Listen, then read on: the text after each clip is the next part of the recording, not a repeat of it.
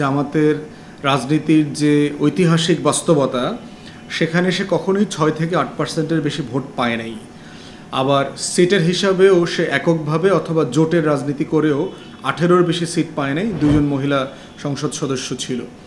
সেক্ষেত্রে জামাতকে প্রমাণ করতে হবে যে সাডেনলি গত ১৬ বছরের এই জুলুম নির্যাতনের পরে সাডেনলি বাংলাদেশের রাজনীতিতে এমন কি ঘটেছে যেখানে তাদের ব্যাপারে মানুষের আগ্রহ তৈরি হয়েছে, তাদের ব্যাপারে মানুষের আকাঙ্ক্ষা তৈরি হয়েছে, বিশেষ করে তরুণরা তাদের রাজনীতির ব্যাপারে আকাঙ্ক্ষিত হচ্ছে।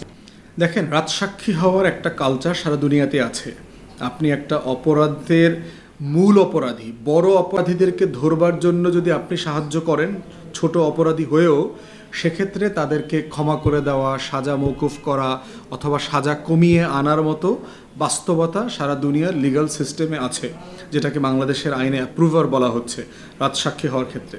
সেক্ষেত্রে প্রথমত হচ্ছে আমি চৌধুরী মামুন সাহেবকে আমি ওয়েলকাম করতেছি, স্বাগত জানাই তার সিদ্ধান্তকে, কারণ তিনি কমান্ড সিস্টেমের অংশ ছিলেন, তিনি এই গণহত্যার অংশ। তার সর্বোচ্চ সাজা হবে বাংলাদেশের আইনে, ইতিমধ্যে যে এভিডেন্স আসছে সেখান থেকে যদি সে বাঁচতে চায়, রাষ্ট্রকে হেল্প করলেই তার বাঁচার সুযোগটা সবচেয়ে বেশি। এবং সেক্ষেত্রে সে যে সাক্ষী হওয়ার সিদ্ধান্ত দিয়েছে সেটার মাধ্যমে বিচারটাও প্রক্রিয়াধীন যেটা আছে এটা ত্বরান্বিত হবে এবং জেনুইন ক্রেডিবল এভিডেন্সের মধ্য দিয়ে হাসিনা এবং তার গ্যাংকে বিচারের মুখোমুখি করা যাবে। অতএব সেইটা একটা ঐতিহাসিক জায়গা, রাইট সিদ্ধান্ত, এবং সেটা লিগ্যাল প্রসেসে তাকে সাজা মওকুফ করা অথবা কমিয়ে দেবার কালচার সারা দুনিয়াতে যেটা আছে সেটা অবশ্যই ট্রাইব্যুনাল বিবেচনা করবে। এনসিপির পদযাত্রাকে কিভাবে দেখছেন? এনসিপি কি রাজনীতিতে খুব ভালো কিছু করতে পারবে বলে মনে করেন? প্রথম কথা হচ্ছে যে এটা তো খুবই আশা জাগানি একটা ব্যাপার, যেটা বলা হচ্ছিল যে এনসিপি কোনো উদ্যম উচ্ছ্বাস নাই, এনসিপির প্রতি মানুষের আগ্রহ হারিয়ে গেছে, এনসিপি তো ফুৎকারে চলে গেছে, এনসিপির কোনো সমর্থক বাহিনী নাই, এইভাবে বহুভাবে এনসিপিকে হেয় করা, ছোট করার কাজ আমরা দেখেছি। কিন্তু এই পদযাত্রা যেটা দেখলাম, প্রত্যেকটা জেলাতে যেই মানুষের ঢল নেমেছে এবং বিশেষ করে যুবকদের, যুবক যুবতী তরুণদের যে ঢল নেমেছে সেটা মারাত্মকভাবে আমাদেরকে আশান্বিত করেছে। এবং আমরা ২৪-এ ফিরে গেছি ইনফ্যাক্ট সবাই, যে সেই নস্টালজিক হওয়ার মতো জায়গা, যে জুলাই আগস্টে যেভাবে আওয়াবিলের মতো পাখিরা নেমে এসেছিল সারা দেশে, সেই তরুণ তরুণীরা আবারও এই জুলাই আগস্টের পদযাত্রায় অংশগ্রহণ করছে, নতুন রাজনীতির প্রতি যে আশান্বিত হচ্ছে, এটা সার্টেনলি আমরা স্বাগত জানাই। এখন এই জায়গাটাকে কিভাবে পলিটিক্যালি কাজে লাগানো যায়, আসন্ন নির্বাচনে এটাকে ইলেকটোরাল পলিটিক্সে কীভাবে রূপান্তরিত করা যায়, সেই জায়গাটা নিয়ে এনসিপি কাজ করবে। বৃহত্তর যে ঐক্য করা দরকার নির্বাচনের স্বার্থে, এদেরকে রাজনীতিতে অ্যাকোমোডেট করবার স্বার্থে, সেই রাজনীতিতে তারা করবে বলে আমি আশা করছি। সম্প্রতি ক্ষমতায় যাওয়ার ব্যাপারে জামাতকে বেশ আত্মবিশ্বাসী দেখা যাচ্ছে, আপনার মতামত কি? দেখেন, ভোট দিলে যে কোনো দল ক্ষমতায় যাবে, কিন্তু প্রশ্ন হচ্ছে যে জামাতের রাজনীতির যে ঐতিহাসিক বাস্তবতা সেখানে সে কখনোই ৬ থেকে ৮%-এর বেশি ভোট পায় নাই। আবার সিটের হিসাবেও সে এককভাবে অথবা জোটের রাজনীতি করেও ১৮-র বেশি সিট পায় নাই, ২ জন মহিলা সংসদ সদস্য ছিল। সেক্ষেত্রে জামাতকে প্রমাণ করতে হবে যে সাডেনলি গত ১৬ বছরের এই জুলুম নির্যাতনের পরে সাডেনলি বাংলাদেশের রাজনীতিতে এমন কি ঘটেছে যেখানে তাদের ব্যাপারে মানুষের আগ্রহ তৈরি হয়েছে, তাদের ব্যাপারে মানুষের আকাঙ্ক্ষা তৈরি হয়েছে, বিশেষ করে তরুণরা তাদের রাজনীতির ব্যাপারে আকাঙ্ক্ষিত হচ্ছে, সেই জায়গাটা আসলে আদৌ আছে কি না। তারা সংগঠন হিসেবে অনেক মজবুত, কোনো সন্দেহ নাই, তাদের বিশাল কর্মী বাহিনী আছে, আর্থিকভাবে অনেক সচ্ছল সংগঠন। এই স্ট্রেংথের বাইরেও তার আসলে রাজনীতিটা আছে কিনা, সে ৭১ প্রশ্ন ডিল করতে পারছে কিনা, তরুণ যুবকদেরকে সে আকৃষ্ট করতে পারছে কিনা, এই বাস্তবতায় জামাতকে প্রমাণ করতে হবে যে আসলে সে সাধারণ মানুষের দল হয়ে ওঠার ব্যাপারে সে কতদূর এগোলো। তার উপরে ভিত্তি করবে জনগণ তাকে ভোট দেবে কিনা, জনগণ তাকে বেছে নেবে কিনা। দিন শেষে এটা অবশ্যই যে কোনো গণতান্ত্রিক রাষ্ট্রে জনগণের সিদ্ধান্তই চূড়ান্ত। চরমনাই পীর সম্প্রতি তারেক রহমানের বিরুদ্ধে এক হাত দিয়েছেন, তিনি খাম্বা দুর্নীতি এবং 111-এর মাজা ভাঙার কথাও বলেছেন। এসব মন্তব্যকে কিভাবে দেখছেন?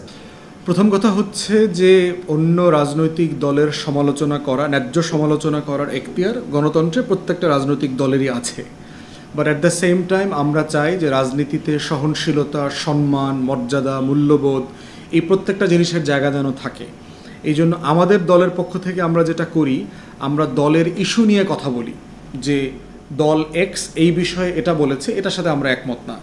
তো সেক্ষেত্রে আমরা বোধ করছি যে দল আকারে বিএনপির সমালোচনাটা মানে বেশি ন্যায্য। ব্যক্তি লেভেলে মানে সমালোচনা করলে যেটা হবে, মানে সম্পর্কটা বেশি তিতা হয়ে যাবে এবং রাজনৈতিক সম্মানের ভিতরে যে সম্পর্কটা থাকা সেটা নষ্ট হয়ে যাবে। বিএনপির সমালোচনা আমরাও করি, যেখানে ন্যায্য মানে প্রশংসা করবার দাবিদার তারা কাজ করেছে সেটা আমরা প্রশংসা করব। বিএনপি যেখানে পলিসি লেভেলে ভুল করছে, ফাউল কাজ করছে, সেটারও সমালোচনা আমরা করছি। রিসেন্টলি চাঁদাবাজির যে ঘটনাগুলো ঘটেছে, আমরা নাগরিক সমাজ, আমরা রাজনৈতিক দল সবাই এটার প্রতিবাদ করেছি এবং বিএনপি নিজেও এটার প্রতিবাদ করেছে। অতএব সেই জায়গাতে আমরা বোধ করছি অন্য রাজনৈতিক দলের সমালোচনা করার ব্যাপারে তাদের কর্মসূচি, তাদের কর্মকাণ্ড, তাদের ইস্যু নিয়ে কথা বলাটা মোর ন্যায্য দেন ব্যক্তিগত ব্যাপারগুলো নিয়ে কথা বলাটা আমরা মনে করি এটা সম্মান মর্যাদার সাথে যায় না। অনেকে বলেন তারেক রহমান দেশে ফিরলে সবকিছু ঠিক হয়ে যাবে, আপনি কি মনে করেন? দেখেন, সার্টেনলি একটা দলের নেতৃত্ব তো বাইরে থেকে দেয়া আর দেশে থেকে দেওয়ার ভিতরে মানে যোজন মানে ফারাক আছে। তো সেই জায়গাতে বিএনপির সবচেয়ে গুরুত্বপূর্ণ নেতা যদি দেশে থাকেন, তিনি দলকে যেভাবে পরিচালনা করতে পারবেন, শৃঙ্খলার মধ্যে রাখতে পারবেন, তারপরে কর্মসূচি বাস্তবায়ন করতে পারবেন এবং সরকারের অন্তর্বর্তীকালীন সরকারকে সংস্কার বিচারে যেভাবে সাহায্য করতে পারবেন, সাডেনলি দূরে থেকে এটা করাটা তার জন্য অনেক চ্যালেঞ্জিং। তারপরে উনি এটা করে যাচ্ছেন। তো সেক্ষেত্রে যে কোনো রাজনৈতিক দলের ক্ষেত্রেই নেতাদের দেশে থাকাটা বাইরে থাকার থেকে অবশ্যই এটা বেশি সহায়ক। আগামী নির্বাচন নিয়ে আপনার এবং আপনার সভাপতির প্রার্থিতা কেন্দ্রিক প্রস্তুতি কি? আমি বরিশাল ৩ বাবুগঞ্জ মুলাদি আসনে যাওয়া আসা শুরু করেছি গত রমজানের ঈদের পর থেকে। আমি যেটা করছি, আমি এলাকাবাসীর সাথে মিশছি, কথা বলে বোঝার চেষ্টা করতেছি যে এলাকাবাসীর আসলে দুঃখ কষ্টগুলো কী, তাদের রাজনীতিবিদদের কাছে তাদের আকাঙ্ক্ষাগুলো কী কী। তো সেই আকাঙ্ক্ষা বোঝার অংশ হিসাবে আমরা যেটা দেখলাম, অধিকাংশ মানুষেরই স্থানীয় সমস্যাগুলোর সমাধান তারা চায়।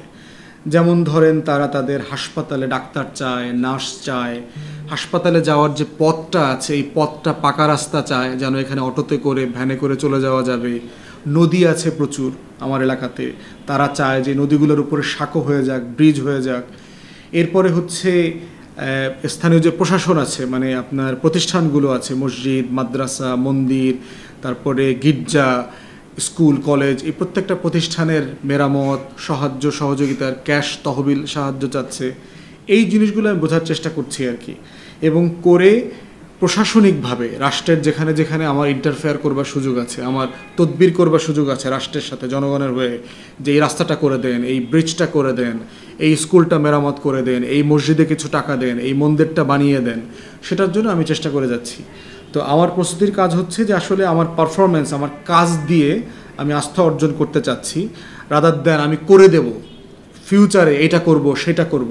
যেমন আমি আমার আসনের 2টা উপজেলার প্রায় 60টা রাস্তা পাকা করবার জন্য ইতিমধ্যে মন্ত্রণালয় থেকে আমি সুপারিশ করায় নিয়ে আসছি এবং এটা অগ্রাধিকার ভিত্তিতে তারা ওই এলাকাতে এই কাজগুলো যেন তারা করেন, তারা এই ব্যাপারে মাননীয় উপদেষ্টা এখানে বরাদ্দ দিতে বলেছেন এবং কাজ করতে বলেছেন। আমার 2টা হাসপাতাল, আমার 2টা যে স্বাস্থ্যকেন্দ্র আছে উপজেলায়, সেটা নিয়ে আমি কাজ করেছি। আমি উপদেষ্টার সাথে দেখা করেছি, এটা করে দেবেন, এটার ব্যাপারে তারা কাজ করছেন ইতিমধ্যে। আমি বেশ কিছু প্রতিষ্ঠানের জন্য আপনার সরকারের কাছে তহবিল চেয়েছি যে এই মসজিদে, মাদ্রাসায় কিছু টাকা পয়সা দেন। ইতিমধ্যে 1-2টা প্রতিষ্ঠানে তারা টাকা পয়সা দিয়েছে, চাল দিয়েছে, তারপরে ক্যাশ টাকা দিয়েছে, আরও কিছুটা পাইপলাইনে আছে। এবং টিএনও মহোদয় যে আছে, স্থানীয় প্রশাসন, বরিশালের জেলা প্রশাসক যারা আছেন, তাদের সাথেও কথা বলেছি যে এই কাজগুলো কীভাবে এগিয়ে নিয়ে যাওয়া যায়।